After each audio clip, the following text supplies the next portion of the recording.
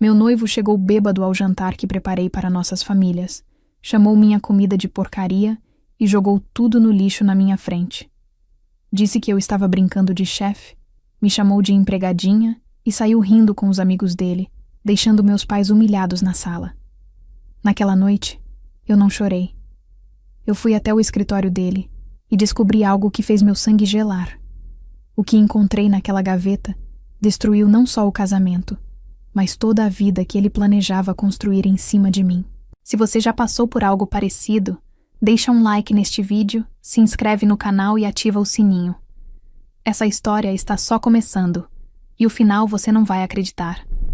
Meu nome é Beatriz Fernandes, tenho 31 anos, sou arquiteta e moro em Porto Alegre há 7 anos.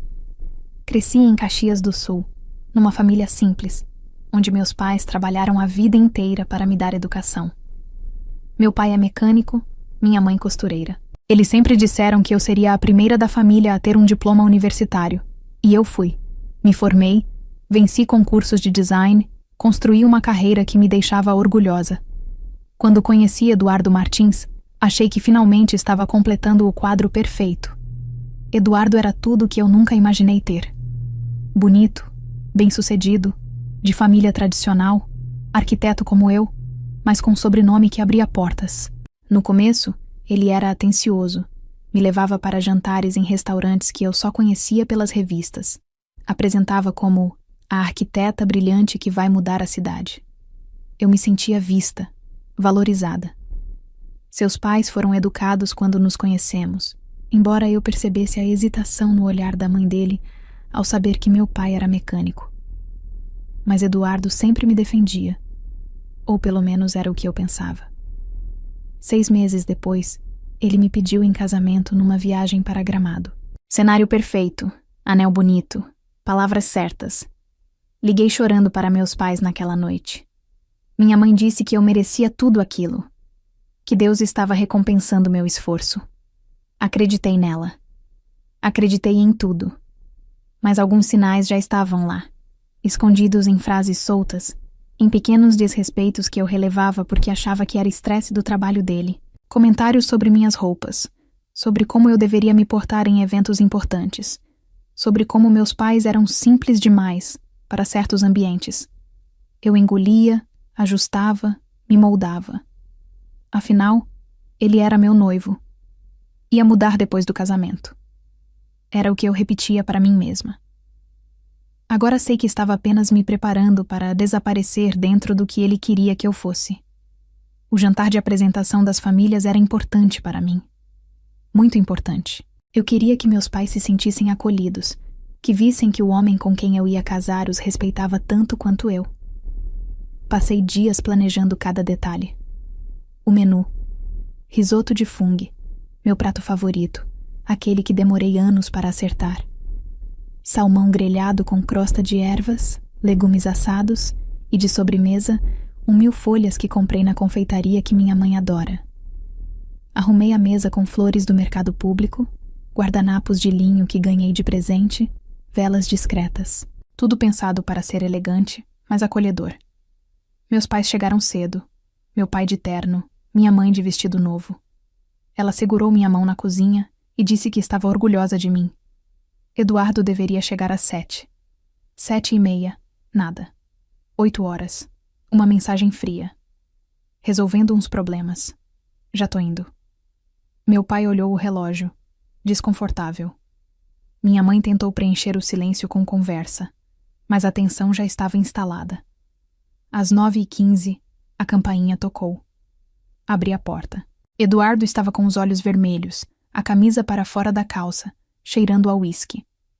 Atrás dele, 3 amigos que eu conhecia de vista, todos no mesmo estado.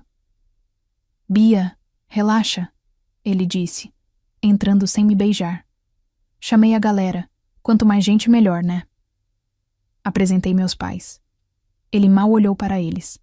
Sentou na cabeceira como se a mesa fosse dele, esparramado, rindo alto de piadas internas com os amigos. Servi o risoto. Meu pai elogiou. Minha mãe sorriu, nervosa. Eduardo pegou o garfo, levou à boca, mastigou devagar. Então cuspiu no guardanapo. Que porcaria é essa, Bia? Tá salgado, grudento. Você não sabe cozinhar. Para de brincar de chefe e pede delivery como gente normal. Pelo amor de Deus. Levantou, pegou o prato dele e, na frente de todo mundo, jogou tudo no lixo. O barulho da louça batendo ecoou pela sala. Os amigos riram. Meu pai levantou da cadeira, vermelho. Minha mãe cobriu a boca, os olhos marejados. Eduardo virou para mim. Empregadinha, é isso que você é. Fica aí se esforçando para impressionar, mas não engana ninguém, Bia.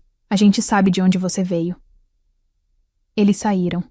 Eduardo e os amigos, rindo, batendo a porta.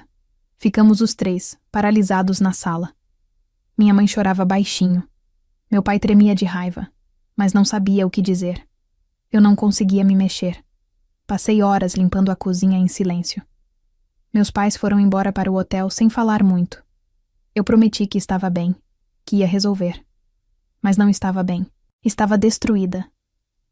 Deitei no sofá, mas o sono não veio. Às 3 da madrugada, levantei e fui até o escritório que Eduardo mantinha no apartamento dele, onde eu tinha a chave. Procurava aspirina no armário quando vi a gaveta entreaberta. Algo me puxou. Abri.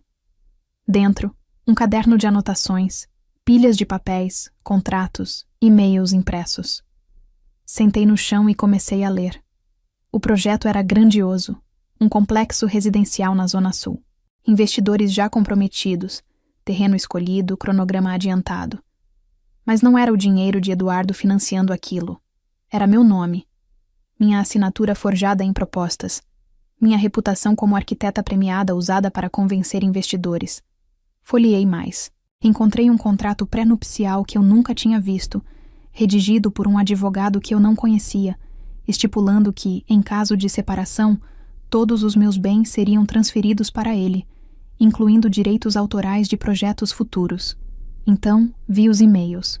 Conversas com Rafaela, a ex-namorada dele. Só mais um ano casado com ela, Rafa. O projeto rende, eu liquido tudo e a gente retoma. Ela é útil agora. A resposta dela. Não demora. Tô te esperando.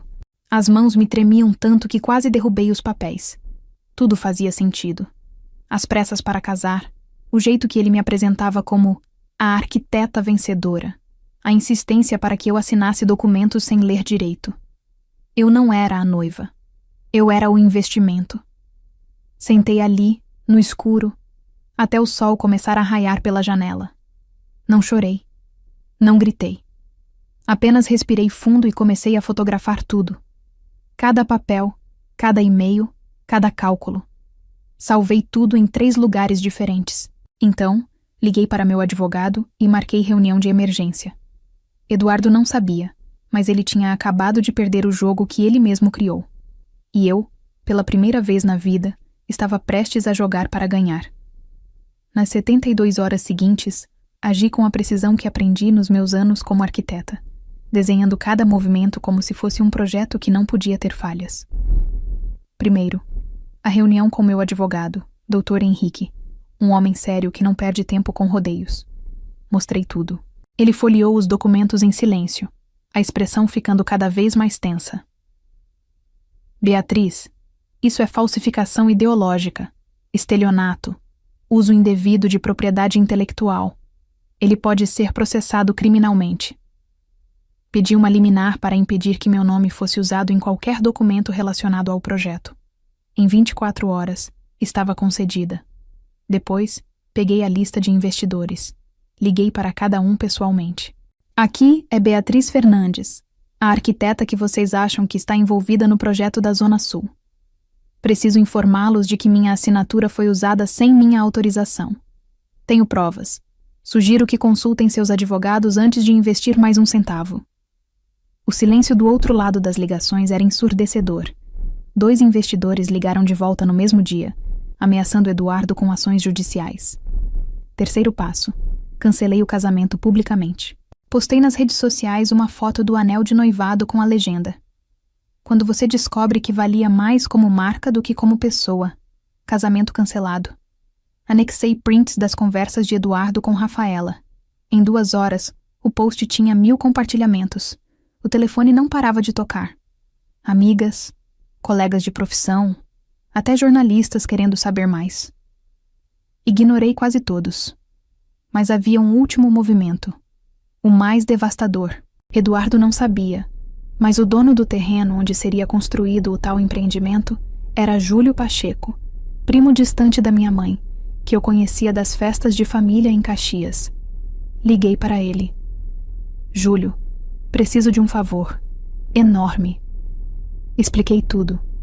Ele ouviu em silêncio e, no final, deu uma risada seca. Esse Eduardo sempre foi um pilantra.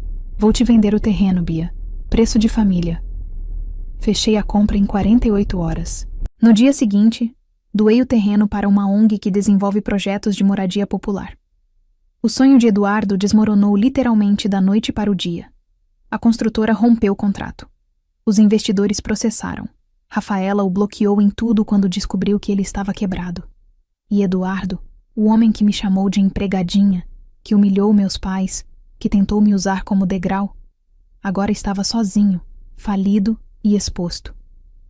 Eu não senti triunfo, senti alívio. Um alívio profundo de quem acabou de escapar de uma armadilha que quase me engoliu inteira. Na quinta-feira seguinte, às 10 da manhã, Eduardo apareceu no meu escritório. A recepcionista me ligou, nervosa. Beatriz, tem um homem aqui dizendo que precisa falar com você urgentemente. Eu sabia quem era. Manda subir. Ele entrou cabisbaixo, barba por fazer, olhos inchados. Nem parecia o mesmo homem que jogara minha comida no lixo. Sentou na cadeira em frente à minha mesa sem ser convidado. Bia, eu preciso conversar com você. Fiquei em silêncio. Ele respirou fundo. Os investidores querem o dinheiro de volta. A construtora me processou. Rafaela me bloqueou. Eu perdi tudo. A voz dele tremia. Por favor, desfaz isso. Liga para os investidores. Explica que foi um mal-entendido. Devolve o terreno. Eu te imploro. Levantei, fui até a cozinha do escritório e voltei com 2 pratos. Risoto de fungo. O mesmo que fiz naquela noite. Coloquei um na frente dele. Come. Eu disse calmamente. Ele piscou confuso. O quê? Come. Cada garfada. E me agradece quando terminar. Eduardo olhou para o prato, depois para mim. Viu algo no meu rosto que o fez pegar o garfo. Comeu em silêncio, engolindo cada pedaço, a humilhação estampada em cada movimento. Quando terminou, empurrei um envelope na direção dele. Cópias de tudo que encontrei. Você tem 48 horas para sumir completamente da minha vida. Se não sumir, isso vai para a Ordem dos Arquitetos e para o Ministério Público. E aí, Eduardo, você não vai só perder dinheiro, vai perder o registro profissional e a liberdade. Ele pegou o envelope com mãos trêmulas. Bia, eu sinto muito. Eu estraguei tudo. Você não estragou nada, respondi.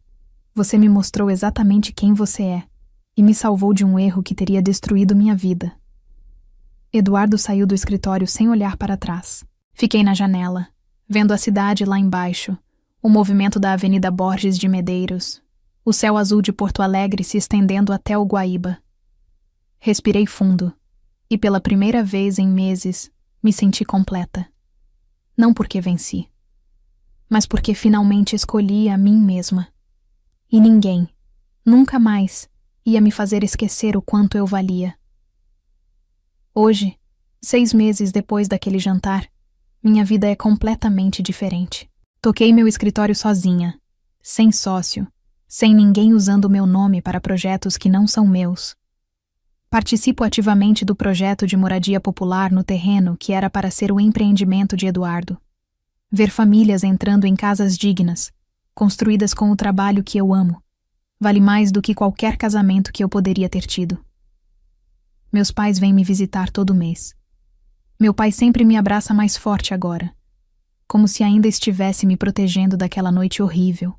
Minha mãe me disse que está orgulhosa, não porque eu me livrei de Eduardo, mas porque aprendi a me defender. Aprendi algumas lições duras nesses meses. Aprendi que respeito próprio não é orgulho, é sobrevivência. Que sinais ignorados sempre voltam, maiores e mais dolorosos. E que a pessoa certa jamais vai te diminuir para se sentir maior. Eduardo tentou me usar como degrau, mas o que ele não sabia é que eu não era degrau. Eu era a arquiteta que projetou a própria saída. Se você já passou por algo parecido, se já foi desrespeitado por alguém que deveria te amar, se já teve que escolher entre ficar e se perder, ou sair e se encontrar, eu quero ouvir sua história. Deixa aqui nos comentários. Compartilha esse vídeo com alguém que precisa ouvir que merece coisa melhor. E se você chegou até aqui, se inscreve no canal, ativa o sininho e não esquece de curtir, porque cada história que eu conto é um lembrete de que a gente sempre merece dignidade. Sempre. E tem mais histórias vindo por aí. Clica no próximo vídeo recomendado e vem comigo para a próxima história, porque a vida real é mais intensa do que qualquer ficção. Te vejo lá.